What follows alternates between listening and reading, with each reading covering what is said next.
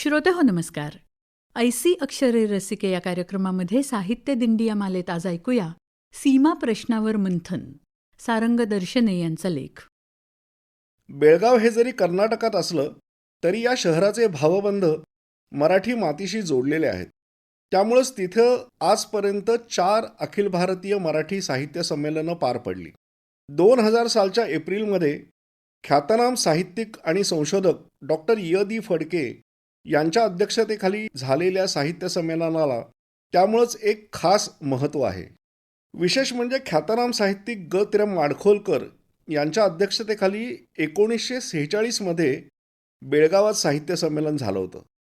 तेव्हा स्वातंत्र्य दृष्टीपथात आलं होतं, पण संयुक्त महाराष्ट्राच्या आंदोलनाला अजून आकार यायचा होता.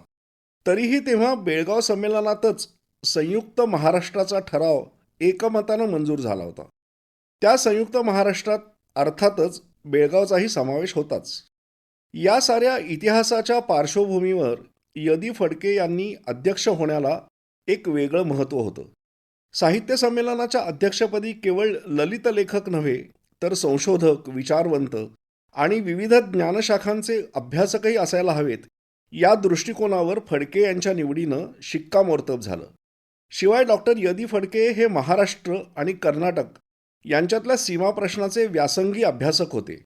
त्यामुळं आपल्या अध्यक्ष भाषणात ते नेमकी कोणती भूमिका मांडतात याकडे उभ्या महाराष्ट्राचं लक्ष लागलं होतं.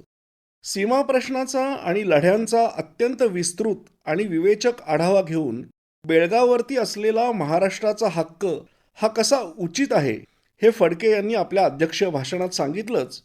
पण याशिवाय या प्रकरणात आता महाराष्ट्र सरकारनं सगळे पुरावे मांडून सर्वोच्च न्यायालयात दाद मागितली पाहिजे अशी महत्त्वपूर्ण सूचना फडके सरांनी केली. ती तत्कालीन मुख्यमंत्री विलासराव देशमुख यांनी तात्काळ मान्य केली आणि महाराष्ट्र सरकारचा दावा सर्वोच्च न्यायालयामध्ये दाखल झाला.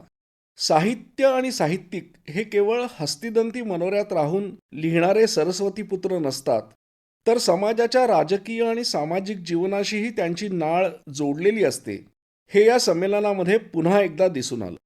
बेळगावच्या या संमेलनाचं आणखी एक वैशिष्ट्य म्हणजे तिथल्या मराठी समाजात असलेला अभूतपूर्व उत्साह. साऱ्या बेळगाव शहरात जणू दिवाळी असल्याचं वातावरण तेव्हा संचारलं होतं.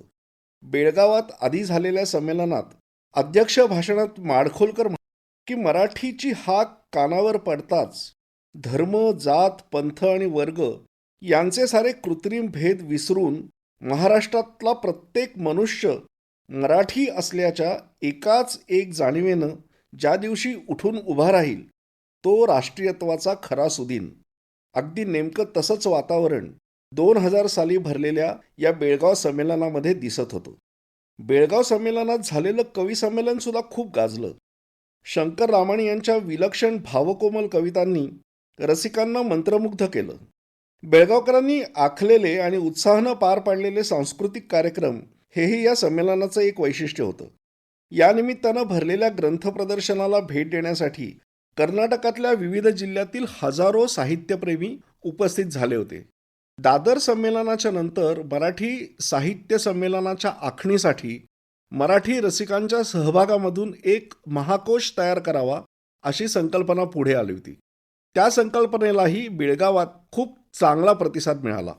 बेळगावकरांनी या कोशामध्ये तेव्हा मोठी भर घातली होती. मराठीच्या आणि महाराष्ट्राच्या अस्मितेचं दर्शन घडवणारं संमेलन म्हणून हे बेळगाव संमेलन कायमच ओळखलं जाईल. सीमा प्रश्नावर मंथन, सारंग दर्शने यांचा लेख आत्ताच आपण ऐकला साहित्य दिंडी या मालेमध्ये ऐसी अक्षरे रसिके या कार्यक्रमात. या कार्यक्रमाला निर्मिती सहाय्य केलं होतं अंजली रोडत यांनी आणि सादरकर्त्या होत्या ज्योत्स्ना केतकर. नमस्कार.